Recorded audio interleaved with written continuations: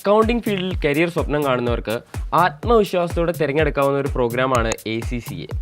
ACCA തിരഞ്ഞെടുക്കുന്നതിന് മുമ്പ് നിങ്ങൾ അറിഞ്ഞിരിക്കേണ്ട കുറച്ച് പ്രധാനപ്പെട്ട കാര്യങ്ങളുണ്ട്. അസോസിയേഷൻ ഓഫ് ചാർട്ടേഡ് സർട്ടിഫൈഡ് അക്കൗണ്ടൻസിൽ മെമ്പർഷിപ്പ് നേടുന്നതിലൂടെ 180-ൽ പരം രാജ്യങ്ങളിൽ ജോബ്സ് കണ്ടെത്താനുള്ള അവസരം നിങ്ങൾക്ക് മുന്നിൽ തെളിയുകയാണ്. ACCA എന്ന സ്വപ്നത്തിനായി വളരെ ഡിവോട്ടഡായ കാൻഡിഡേറ്റ്സ് പഠിക്കാനുള്ള കാരണവും ACCA ക്ലിയർ ചെയ്തതിന് ശേഷമുള്ള കരിയർ, സാലറി, റെപ്യൂട്ടേഷൻ എന്നിവയാണ്. അറിയാലോ, ACCAക്ക് ടോട്ടൽ 13 പേപ്പേഴ്സാണുള്ളത്.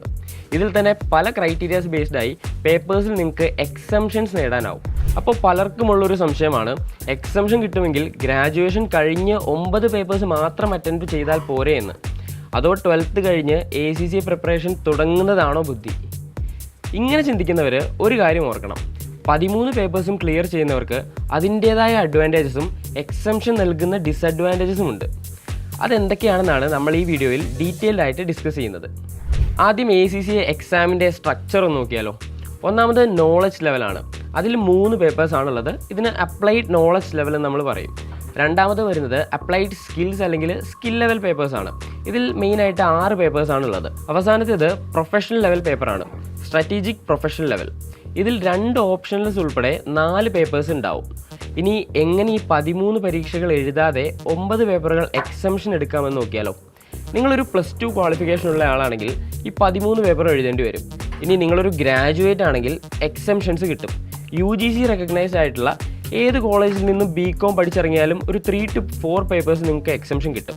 ഇനി കാലിക്കറ്റ്, കണ്ണൂർ യൂണിവേഴ്സിറ്റികളിൽ പഠിച്ചിറങ്ങിയ ആളാണെങ്കിൽ നിങ്ങൾക്ക് 5 to 6 പേപ്പേഴ്സ് വരെ എക്സംഷൻ കിട്ടും. എത്ര പേപ്പറാണ് നിങ്ങൾക്ക് എക്സംഷൻ കിട്ടുക എന്നത് നിങ്ങളുടെ യൂണിവേഴ്സിറ്റിയും പഠിച്ച ഡിഗ്രിയും നോക്കിയിട്ട് ACCA തന്നെയാണ് ഡിസൈഡ് ചെയ്യുന്നത്. അത് ACCAയുടെ സൈറ്റിലുള്ള എക്സംഷൻ കാൽക്കുലേറ്റർ യൂസ് ചെയ്താൽ നിങ്ങൾക്ക് അറിയാൻ സാധിക്കും. അല്ലെങ്കിൽ നിങ്ങളുടെ ക്വാളിഫിക്കേഷൻ സർട്ടിഫിക്കറ്റ്സ് ഒക്കെ ACCAക്ക് മെയിൽ ചെയ്താലും അവർ അതിന് റിപ്ലൈ ചെയ്ത് നിങ്ങൾക്ക് എത്ര എക്സംഷൻ ആണ് കിട്ടുന്നതെന്ന് കമ്മ്യൂണിക്കേറ്റ് ചെയ്യുന്നതായിരിക്കും. ഇനി ഇന്ത്യയിലെ ചില യൂണിവേഴ്സിറ്റികളുടെ കീഴിലുള്ള ഇൻ്റഗ്രേറ്റഡ് പ്രോഗ്രാമുകളായ BCom വിത്ത് ACCA, MBA വിത്ത് ACCA കോഴ്സുകളുടെ അക്കാഡമിക് കരിക്കുലത്തിൽ ഈ 9 പേപ്പേഴ്സ് ഓൾറെഡി ഉണ്ടാകും. അങ്ങനെയുള്ള കേസുകളിലാണ് 9 പേപ്പേഴ്സ് വരെ എക്സംഷൻ കിട്ടുന്നത്. ഇങ്ങനെയൊക്കെ ആണെങ്കിലും 9 പേപ്പേഴ്സ് എക്സംഷൻ എടുക്കുന്നത് കൊണ്ട് ഈ പേപ്പേഴ്സ് പഠിക്കേണ്ട ആവശ്യമില്ല എന്നല്ല അർത്ഥം. പഠിച്ചില്ലെങ്കിലാണ് പിന്നീട് പണിയാവുക. അതെന്തൊക്കെയാണെന്നാണ് നമ്മൾ ഈ വീഡിയോയിൽ നോക്കാൻ പോകുന്നത്. നോളജ് ലെവൽ എക്സംഷൻ എടുക്കുന്നതുകൊണ്ട് നിങ്ങൾക്ക് വലിയ പ്രശ്നങ്ങളൊന്നുമില്ല. പക്ഷേ സ്കിൽ ലെവൽ എക്സംഷൻസിനെ കുറിച്ച് ചിന്തിക്കുമ്പോൾ നിങ്ങൾ അറിഞ്ഞിരിക്കേണ്ട കുറച്ച് കാര്യങ്ങളുണ്ട്. ഒന്നാമത്തെ കാര്യം, ACCAയുടെ സ്കിൽ ലെവൽ പേപ്പേഴ്സ് എക്സംഷൻ എടുക്കുമ്പോൾ അവിടെ നിങ്ങളുടെ സ്കിൽ സെറ്റ് കറക്റ്റായി ഡെവലപ്പ് ആകുന്നില്ല എന്നുള്ളതാണ്. അതായത് ACCA എന്ന കോഴ്സിൽ ഈ സ്കിൽ ലെവലിൻ്റെ പ്രധാന ഉദ്ദേശം നിങ്ങളുടെ സബ്ജക്റ്റ് സ്കിൽസ് ഡെവലപ്പ് ചെയ്യുക എന്നുള്ളതാണല്ലോ. ഇപ്പോൾ നിങ്ങൾ വിചാരിക്കും ഈ സ്കിൽ ലെവൽ പേപ്പേഴ്സിൻ്റെ സിലബസ് ഓൾറെഡി നേരത്തെ പറഞ്ഞ BCom അല്ലെങ്കിൽ MBA ഇൻ്റഗ്രേറ്റഡ് കോഴ്സുകളിൽ കവർ ചെയ്യുന്നില്ലേ എന്ന്. ഒരുപക്ഷെ നിങ്ങൾ ഇതിൻ്റെ സിലബസ് പഠിക്കുന്നുണ്ടെങ്കിലും അത് ACCAയുടെ എക്സാമിൻ്റേത് പോലുള്ള ഒരു പ്രൊഫഷണൽ എക്സാം സ്റ്റാൻഡേർഡിൽ നിങ്ങളുടെ ഈ സ്കിൽ സെറ്റ് ടെസ്റ്റ് ചെയ്യപ്പെടുന്നില്ല. അതായത് നിങ്ങൾ സ്കിൽ ലെവൽ എക്സാംസ് എഴുതുന്നില്ലല്ലോ. ഇനി ഇതിൽ നിന്നുണ്ടാകുന്ന രണ്ടാമത്തെ പ്രശ്നം എന്താണെന്ന് നോക്കിയാലോ. സ്കിൽ ലെവൽസ് ഉൾപ്പെടെ 9 പേപ്പേഴ്സ് എക്സംഷൻ എടുത്ത് വരുന്നവരുടെയും സ്കിൽ ലെവൽ എക്സാംസ് എഴുതി വരുന്നവരുടെയും പ്രൊഫഷണൽ ലെവൽ അല്ലെങ്കിൽ P ലെവൽ എക്സാംസിൻ്റെ പാസ് പെർസെൻറ്റേജിലുള്ള വ്യത്യാസമാണ്. നിങ്ങൾക്ക് ഈ പോയിന്റ് ഓൾറെഡി മനസ്സിലായിട്ടുണ്ടാകുമല്ലോ. അതായത് എക്സംഷൻ എടുത്ത് വരുന്നവർക്ക് P ലെവൽ ക്രാക്ക് ചെയ്യാൻ കമ്പാരിറ്റീവ്ലി കുറച്ച് ഡിഫിക്കൽട്ടായിരിക്കും. And on the other side skill level exams എഴുതി വരുന്നവർക്ക് P ലെവൽ എക്സാംസിൽ പാസ് പെർസെൻറ്റേജ് കൂടുതലുമാണ്.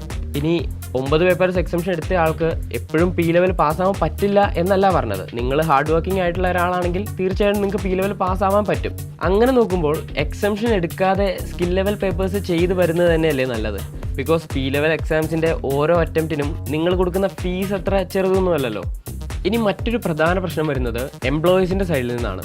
നിങ്ങൾ ACCA ജോബ് ഓപ്പണിങ്സ് ഒക്കെ ഫോളോ ചെയ്യുന്ന ഒരാളാണെങ്കിൽ റീസെൻ്റ് ആയിട്ട് പല എംപ്ലോയീസും സ്കിൽ ലെവലിലെ ചില സ്പെസിഫിക് പേപ്പേഴ്സ് എക്സംഷൻ എടുത്ത കാൻഡിഡേറ്റ്സിനെ ചില സ്പെസിഫിക് ജോബ് റോൾസിലേക്ക് അപ്ലൈ ചെയ്യാനായിട്ട് ഇനെലിജിബിൾ ആക്കുന്നത് കാണാൻ സാധിക്കും. ഈ പ്രശ്നം പ്രധാനമായിട്ടും വരുന്നത് നിങ്ങൾ പാർട്ട് ക്വാളിഫൈഡ് ആയിട്ട് ജോബ്സിലേക്ക് അപ്ലൈ ചെയ്യുമ്പോഴാണ്. ഫോർ എക്സാമ്പിൾ, സ്കിൽ ലെവലിലെ ടാക്സ് അല്ലെങ്കിൽ AA ഓഡിറ്റ് പേപ്പർ എക്സംഷൻ എടുത്ത ഒരു കാൻഡിഡേറ്റ് പാർട്ട് ക്വാളിഫൈഡ് ആയിട്ട് ജോബ് ആപ്ലിക്കേഷൻസ് അയക്കുന്ന ടൈമിൽ എംപ്ലോയീസ് അവരുടെ ടാക്സ് ഓഡിറ്റ് റോൾസിലേക്ക് നിങ്ങളെ പ്രിഫർ ചെയ്യില്ലല്ലോ. ഇനി P ലെവൽ പേപ്പേഴ്സിലേക്ക് വരുമ്പോൾ സ്കിൽ ലെവലിലെ ടാക്സ് പേപ്പർ അതേപോലെ തന്നെ AA പേപ്പറിൻ്റെ അഡ്വാൻസ് പേപ്പേഴ്സാണ് ATXും AAAയും. അതായത് അഡ്വാൻസ് ടാക്സേഷനും അഡ്വാൻസ് ഓഡിറ്റ് ആൻഡ് അഷുറൻസും. പക്ഷേ ഈ 2 പേപ്പേഴ്സ് പി ലെവലിൽ ഓപ്ഷണൽ പേപ്പേഴ്സ് ആയിട്ടുള്ളതുകൊണ്ട് ചില സ്റ്റുഡൻസ് ഇത് ചൂസ് ചെയ്യണമെന്നില്ല. അങ്ങനെ വരുമ്പോൾ ആ ഒരു കാൻഡിഡേറ്റ്സിന് ഓഡിറ്റ്, ടാക്സ് ഫീൽഡിലുള്ള ജോബ് അവസരങ്ങൾ കുറയുകയല്ലേ ചെയ്യുന്നത്. അവസാനമായി ഒരു കാര്യം കൂടി, CA പാസ്സായ ഒരാൾക്കും ഈ പറഞ്ഞ 9 എക്സംഷൻസ് കിട്ടും. പക്ഷേ അതിൽ ഈ പറഞ്ഞ പ്രശ്നങ്ങളൊന്നും തന്നെ വരുന്നില്ല. നിങ്ങൾ ആലോചിച്ച് നിങ്ങൾക്ക് ശരിയായത് തിരഞ്ഞെടുക്കുക. കൂടുതൽ വിവരങ്ങൾക്കും ACCA മെൻറ്റർഷിപ്പ് സപ്പോർട്ടിലൂടെ പഠിക്കാനും എൻട്രി എക്സ്പേർട്സിനോട് താഴെ കൊടുത്തിരിക്കുന്ന നമ്പറിൽ കോൺടാക്ട് ചെയ്ത് സംസാരിക്കാവുന്നതാണ്.